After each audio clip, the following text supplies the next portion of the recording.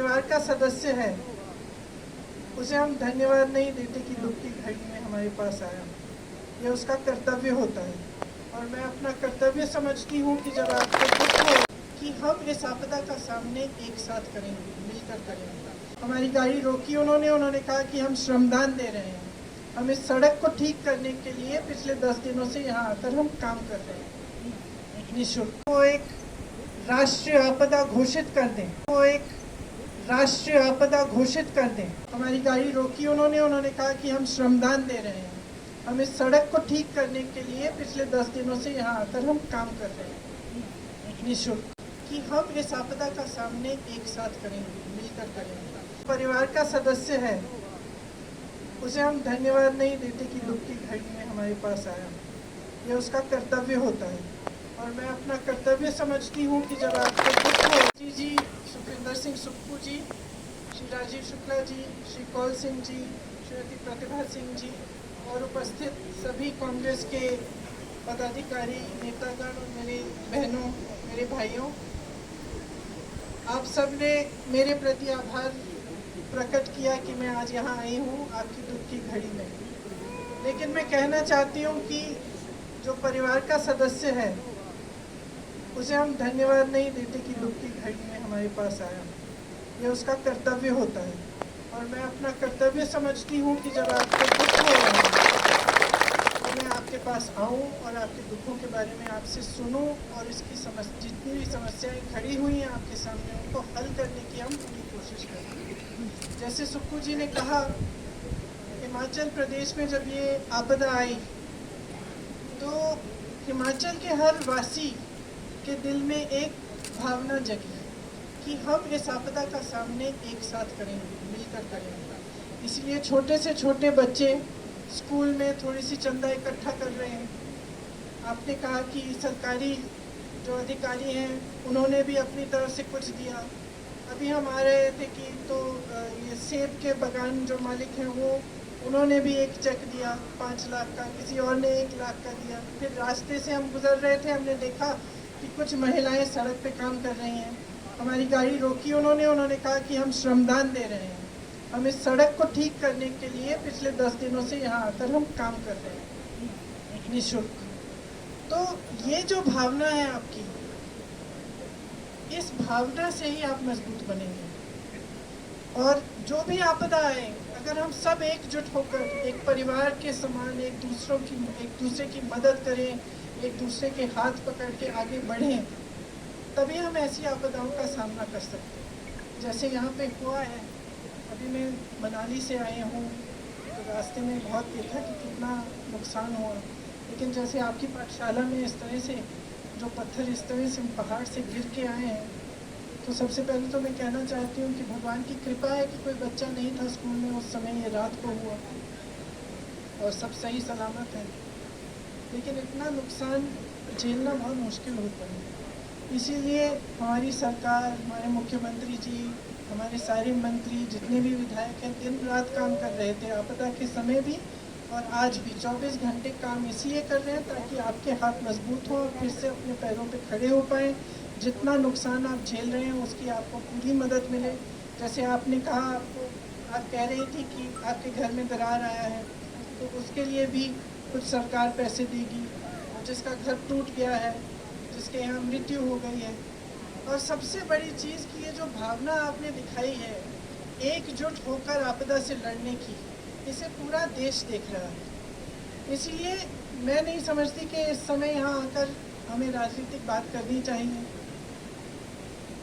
ये पूरा देश आपके साथ खड़ा है और मैं खास तौर से जो भाजपा के मंत्री हैं, प्रधानमंत्री जी हैं, उनसे कहना चाहती हूँ कि इस आपदा के साथ, आपके प्रदेश के साथ राजनीति ना करें।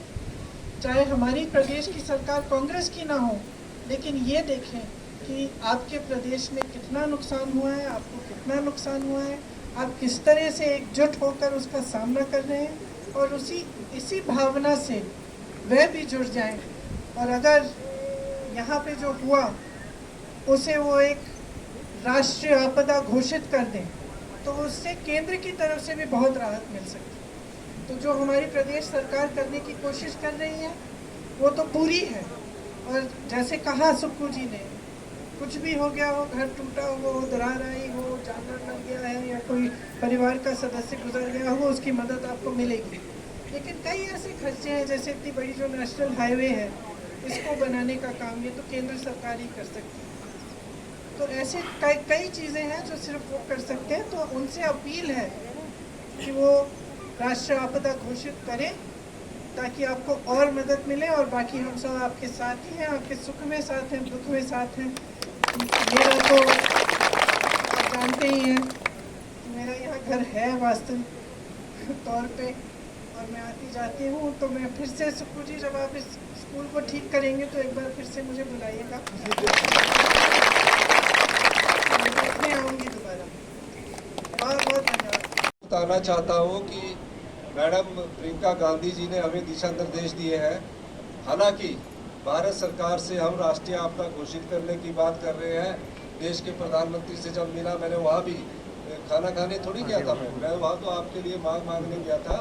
और मैं आपको आश्वासन देना चाहता हूँ, जो मैडम ने बोला, हर एक गरीब आम आदमी का घर जो पूरी तरह टूट चुका होगा, उसको हिमाचल प्रदेश सरकार अपने संसाधनों से जितना हो सकेगा उचित सुविधा उपलब्ध करवाएगी।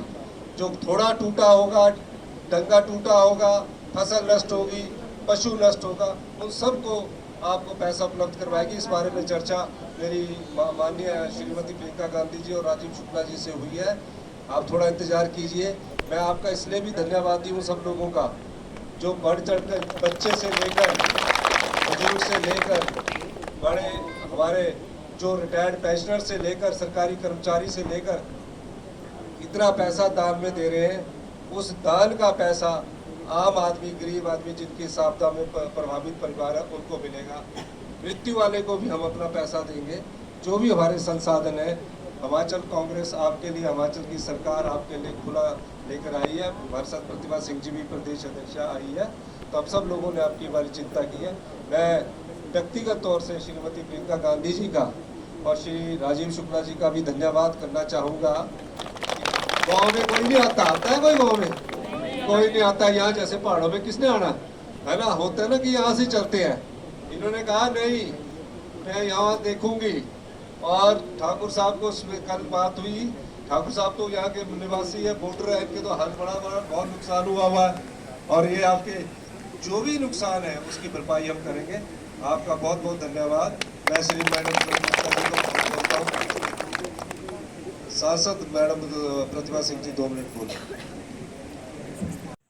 कांग्रेस पार्टी की राष्ट्रीय महासचिव प्रियंका गांधी आज मंडी और कुल्लू के क्षेत्रों का दौरा किया, जहां जहां पर आपदा आई थी उन स्थलों को देखा और समझा, और क्या स्थिति रही वो भी, इसके बारे में भी प्रियंका गांधी को जो था अवगत मुख्यमंत्री सुखविंदर सिंह सुक्खू ने अवगत कराया। और प्रियंका गांधी ने एक बार फिर यहाँ पे एक बात को दोहराया कि आपदा में किसानों बागवानों को नुकसान पहुंचा हुआ है। केंद्र सरकार को इन किसानों और बागवानों के बारे में सोचना चाहिए।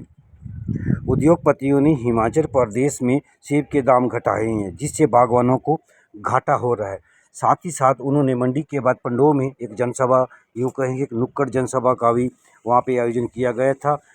प्रियंका गांधी ने वहाँ पे क्या कहा वो भी मैं आपको सुनाऊंगा, मगर प्रियंका गांधी ने इतना जरूर कहा है कि अगली बार मैं एक बार फिर से आऊँगी। बात मैं स्पष्ट करना चाहूँगा, क्योंकि प्रियंका गांधी ने क्या बात कही। प्रियंका गांधी ने ये कहा कि हिमाचल प्रदेश में सुखविंदर सिंह सुक्खू जो हैं वो अच्छा कार्य कर रहे हैं, और जब ये आपदा टल जाए, स्थिति फिर से सामान्य हो जाए, तो मुख्यमंत्री जी सुक्खू जी आप मुझे बुलाना, मैं हिमाचल प्रदेश एक बार फिर आऊँगी।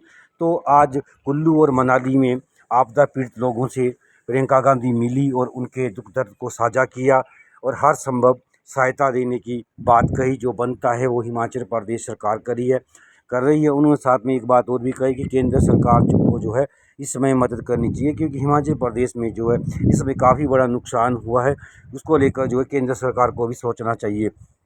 तो प्रियंका गांधी का आज जो दौरा रहा वो बहुत महत्वपूर्ण दौरा रहा, और वो लोगों से मिली। प्रियंका गांधी इस बात को भी कहा कि कुछ महिलाओं ने हमारी गाड़ी को रोका और उन्होंने उसमें साफ कहा कि हम जो है यहाँ पे श्रम सेवा का योगदान दे रहे हैं। तो कहीं ना कहीं जो बात सामने आ रही है, लोग जो है स्वयं सड़कों को बनाने में लगे हुए हैं, क्योंकि आपदा इतनी बड़ी आई हुई है कि विभाग भी अपने हाथ खड़े कर चुका है। अब विभाग रास्ते कहाँ कहाँ पे खोल, जहाँ जहाँ विभाग लगा हुआ है रास्तों का निर्माण हो रहा है, मगर कुछ क्षेत्रों में ऐसा भी है कि लोग जो है अपनी श्रम सेवा दे रहे हैं। अगर बात करूँगा मनाली की, तो मनाली में काफ़ी लोग जो हैं वो श्रम सेवा का योगदान दे रहे हैं। और प्रियंका गांधी आज भूंतर एयरपोर्ट पे उतरी और वहाँ पे उनका स्वागत हुआ। उसके बाद वो सीधे मनाली की ओर रवाना हुई।